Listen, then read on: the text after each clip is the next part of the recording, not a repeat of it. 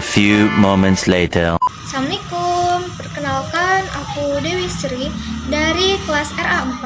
Nah, jadi video kali ini aku akan membahas tentang pengolahan kelas. Jadi buat calon para guru bisa nih, karena seorang guru yang baik bukan hanya mengajar, tetapi juga mampu mengelola kelas dengan bijaksana. Jadi poin ke-1, ada pengolahan kelas adalah serangkaian tindakan yang dilakukan oleh guru untuk menciptakan lingkungan belajar yang kondusif, teratur, dan efektif di dalam kelas. Hal ini mencakup pengaturan aturan, pembagian peran, penjadwalan kegiatan, penanganan konflik, pemberian umpan balik, dan interaksi yang baik antara guru dan siswa. Nah, pengolahan kelas juga penting dalam konteks pendidikan, apalagi di sekolah dasar, karena pengolahan kelas yang baik adalah kunci untuk menciptakan lingkungan belajar yang positif dan produktif. Pertama, menciptakan lingkungan belajar yang positif, seperti pengolahan kelas yang baik, membantu menciptakan lingkungan belajar yang positif, aman, dan mendukung perkembangan siswa. Jadi, ketika siswa merasa nyaman dan terlindungi, mereka cenderung lebih termotivasi untuk belajar. Kedua, menjaga aturan kelas yang jelas dan konsisten, membantu menjaga ketertiban dan disiplin di kelas. Dengan adanya struktur yang baik, proses pembelajaran dapat berjalan lancar tanpa gangguan. Ketiga, mendorong ketertiban siswa dalam proses belajar mengajar, karena dengan menciptakan suasana yang kondusif, siswa lebih terbuka untuk berpartisipasi aktif dalam pembelajaran. Keempat, meningkatkan kualitas pembelajaran melalui pengolahan kelas yang baik. Jadi guru dapat fokus pada penyampaian materi pembelajaran, pengembangan keterampilan, dan pemberian umpan balik yang konstruktif kepada siswa. Nah, hal ini berkontribusi pada peningkatan kualitas pembelajaran. Terakhir, membangun hubungan yang baik antara guru dan siswa. Hubungan yang positif ini dapat meningkatkan motivasi belajaran siswa dan memperkuat ikatan antara guru dan siswa.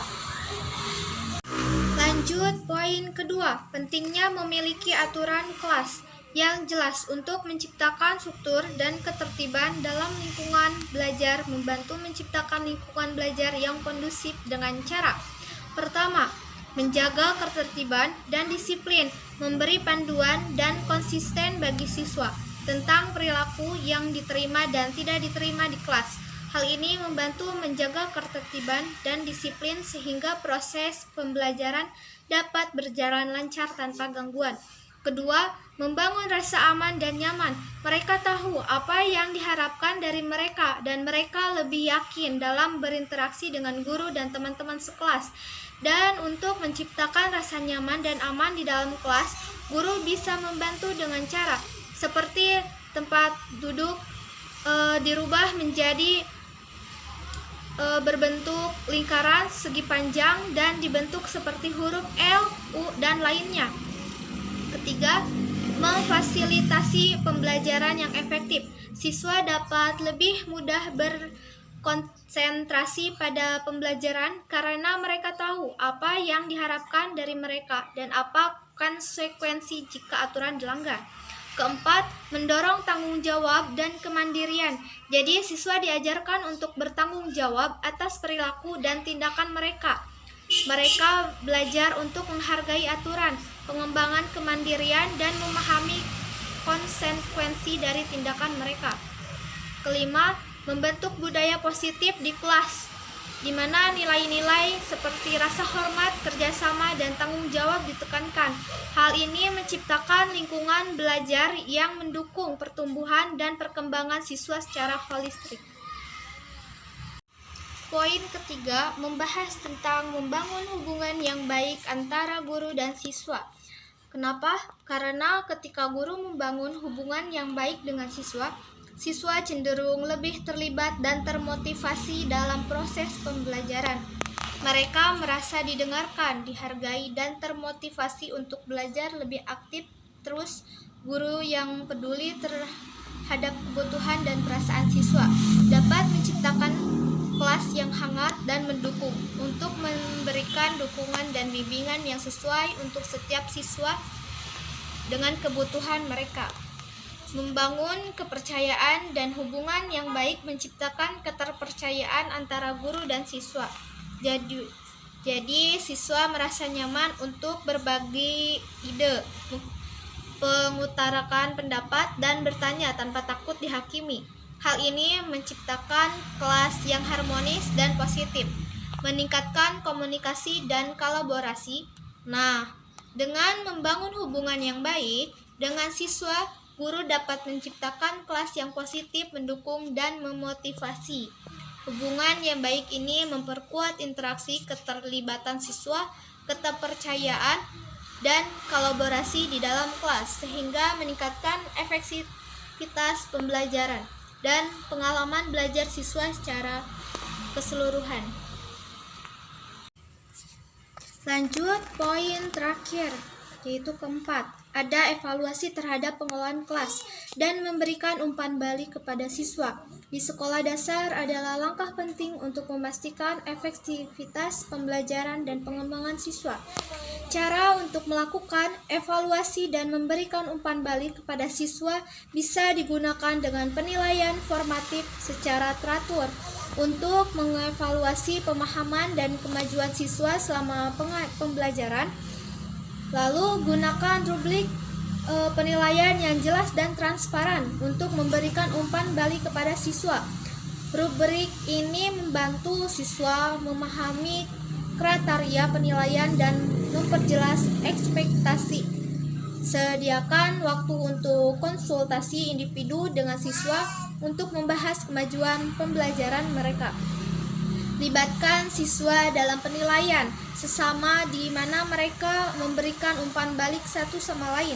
Hal ini membantu siswa untuk belajar dari teman sebaya dan memperbaiki kualitas pekerjaan mereka. Nah, gunakan portofolio siswa untuk menyimpan contoh karya dan proyek siswa. Portofolio ini dapat digunakan sebagai alat evaluasi dan memberikan umpan balik tentang perkembangan siswa dari waktu ke waktu. Lalu selenggarakan diskusi kelompok atau sesi tanya jawab untuk melibatkan siswa dalam refleksi terhadap pembelajaran. Diskusi ini dapat membantu dalam mengevaluasi pemahaman siswa dan memberikan umpan balik secara langsung. Lalu berikan pujian dan dorongan positif yang tulus kepada siswa untuk pencapaian mereka. Dan libatkan orang tua dalam proses evaluasi dan memberikan umpan balik kepada siswa. Seperti komunikasi yang terbuka antara guru, siswa, dan orang tua. Dapat membantu dalam mendukung perkembangan siswa secara holistik. Nah, jadi teman-teman, dalam mengelola kelas itu sangat penting untuk memahami bahwa pengelolaan kelas yang baik bukan hanya tentang mengatur aturan dan waktu, tetapi juga tentang membangun hubungan yang positif dengan siswa, mengelola konflik dengan bijaksana, dan menggunakan teknologi secara efektif untuk meningkatkan pembelajaran.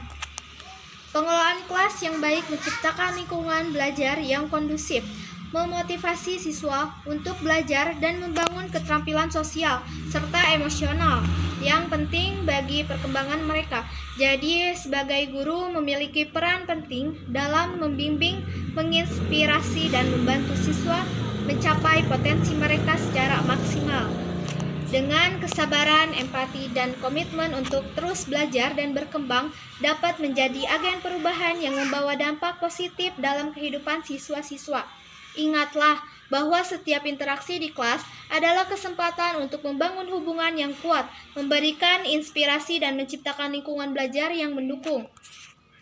Jadikan setiap hari di kelas sebagai kesempatan untuk memberikan yang terbaik, menumbuhkan semangat belajar, dan merayakan keberhasilan siswa.